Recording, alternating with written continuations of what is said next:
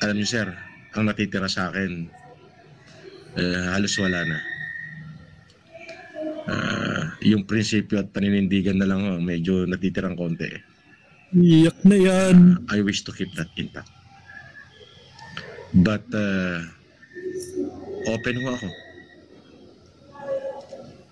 Open ako. Hindi ho ako nagsasarado ng pintuan.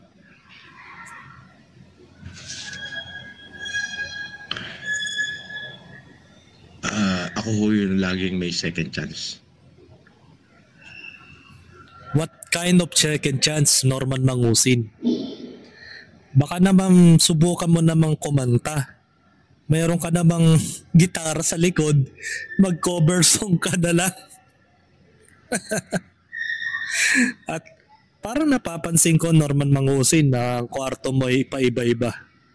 At lumipat ka na yata ng bahay na naman.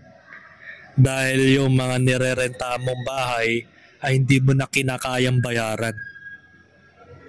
From Sheraton Hotel, pumagsak ka sa ganyang klaseng bahay na nakalabas pa o naka-inbox pa ang saksakan ng kuryente with plain background. Natakot siya, plain background na kasi nga siguro napanood niya yung video ko about sa sinabi ko sa Google Lens. Kaya ngayon, naka-plain background na. At the same time, hindi na niya sinasabi kung saan na siya nagpunta. Kasi alam mo kung bakit. May planong tumakas to si Norman Mangusin.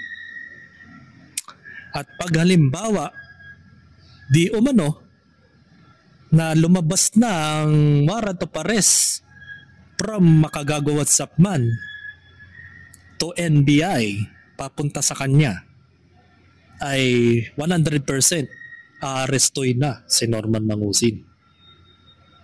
At kung mangyari man yun, ay bigla siyang nawala sa social media, alam na niya na tumakas talaga si Norman Mangusin. Diba mga kaplastik?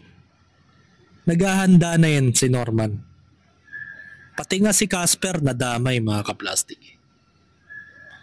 Kahit naman si Don Batalan kailangan madamay din yan kasi siya yung most probably na tumatanggap ng mga palipad during the pandemic times. So, 8 million pesos, hindi biro yun sa loob ng halos isang buwan na nalikom nila sa pagpapalipad gamit ang super chat.